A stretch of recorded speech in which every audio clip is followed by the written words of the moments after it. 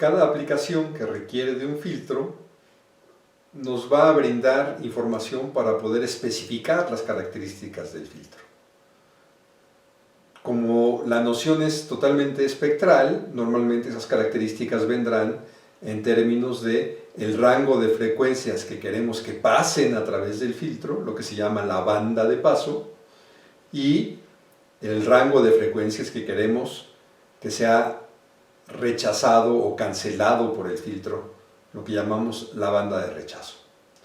Si fuera el caso de un filtro ideal, pues estas bandas son excluyentes, ¿verdad? La banda de paso es una y el complemento en el rango espectral es la banda de rechazo sin más. Voy a pintar la magnitud de la respuesta en frecuencia de un filtro ideal y sobre eso iremos construyendo las ideas de la especificación.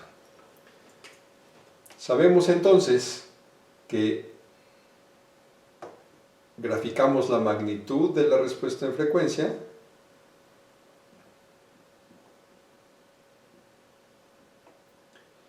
y eso tiene un cierto comportamiento en el caso ideal. Queremos que la ganancia sea unitaria en la banda de paso y cero en la banda de rechazo. Esto le llamamos la frecuencia de corte.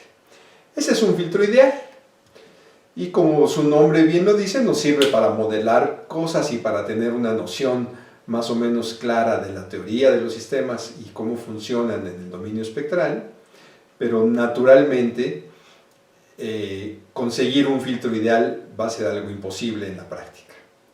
Lo que tenemos que hacer entonces es recurrir a una formulación un poco más laxa, con un poco más de posibilidades de, digamos, de manejo y de acercamiento a la realidad.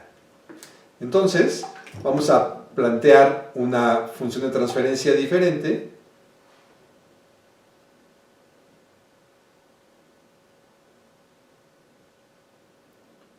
Misma historia. Y vamos a proponernos lo siguiente. Vamos a pensar que hay un rango alrededor del 1, la ganancia unitaria,